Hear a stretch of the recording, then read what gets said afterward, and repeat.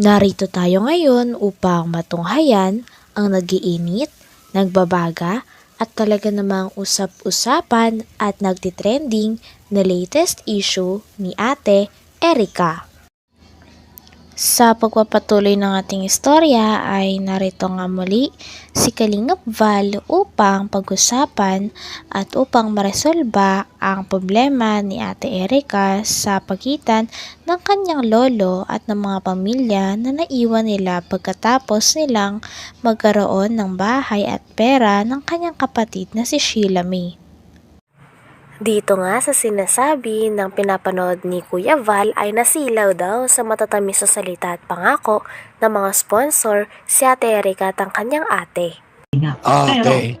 Nasilaw. Nasilaw talaga sila. Bakit biglang-biglang nagbago ang ihip ng hangin? Yun lang. Yun naman pala.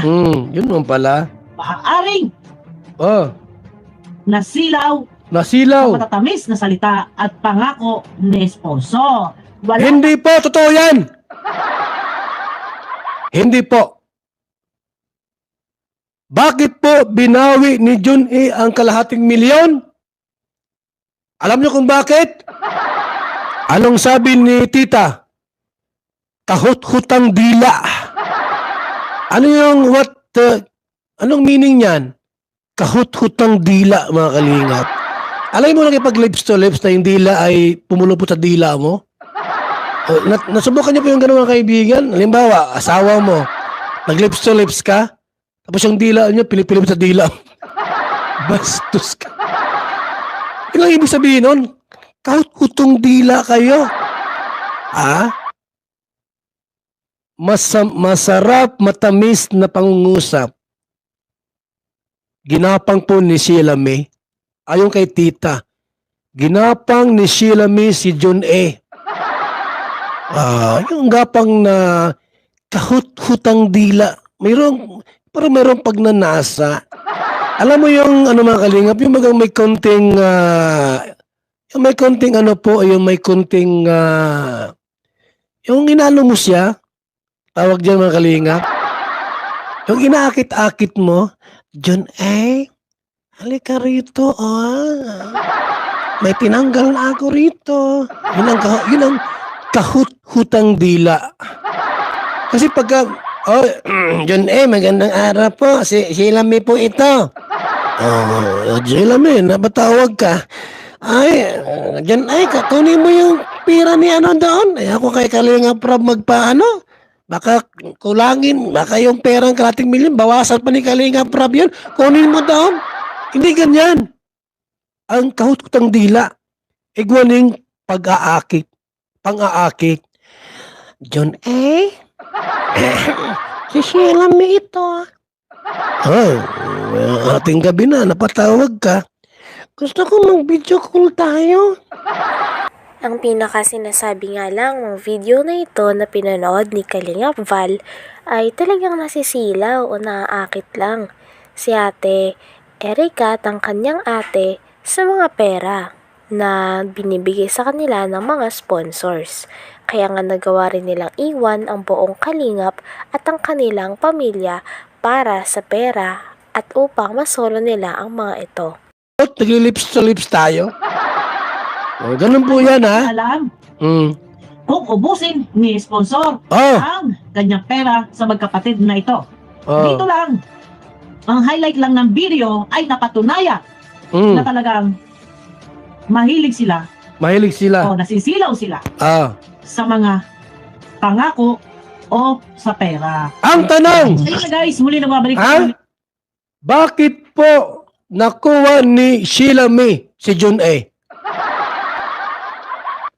Sino po ang unang nag-chat at naghanap ng account? Si Sheila May, si Erika o si John A? Kaya mong sagutin yan. Kayang sagutin yan ni tita. Tita!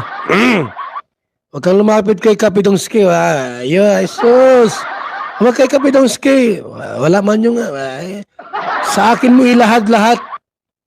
Tita, para malaman natin yung buong kwento. sino po ang nag-reach out? Si John A. o si Sheila May o si Erika? Bakit po nalaman nila ang isa't isa? Di mo pwede si Kalinga Prab nasabihin ni Kalinga Prab, Erika, o ito si John A. I-add mo sa Facebook mo. Di mo pwedeng ganon. It's against the rule na yung beneficiary pa magkaroon ng ugnayan sa sponsor. Bawal yan. Direct. Na yung sponsor po magdirekta doon sa beneficiary, bawal po yan. Matik po, alisin namin sa kalingap yan. Bawal po yan. So, ibig sabihin po, sino kaya yung unang nag-reach out? Baka hinahanap ni John A. si Erika? Nakita ko sa mga vlog ni Kalinga Prab, maganda itong si Erika. Hoy, hindi maganda si Erika. May itsura lang. Nakita ko yan sa personal. Sus! May itsura. Pero hindi maganda po.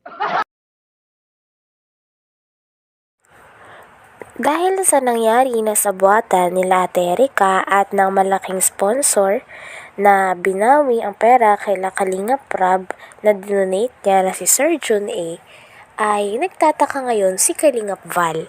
So, sino nga ba ang pinakaunang nag-reach out sa kanilang dalawa? Si Sir John A. kaya ang nag-reach out kila Ate Erika dahil may gusto siya dito? O baka naman sila Ate Erika at ang kanyang kapatid dahil nangailangan sila ng pera? Sponsor, bawal yan. Direct. Na yung sponsor po magdirekta doon sa beneficiary, bawal po yan. Matik po, alisin namin sa kalingap yan. Bawal po yan.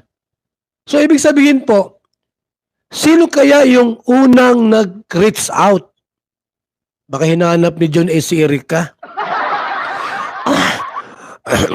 Nakita ko sa mga vlog ni Kalinga Prab, maganda itong si Erika. Hoy, hindi maganda si Erika. May itsura lang. Nakita ko yan sa personal. Sus!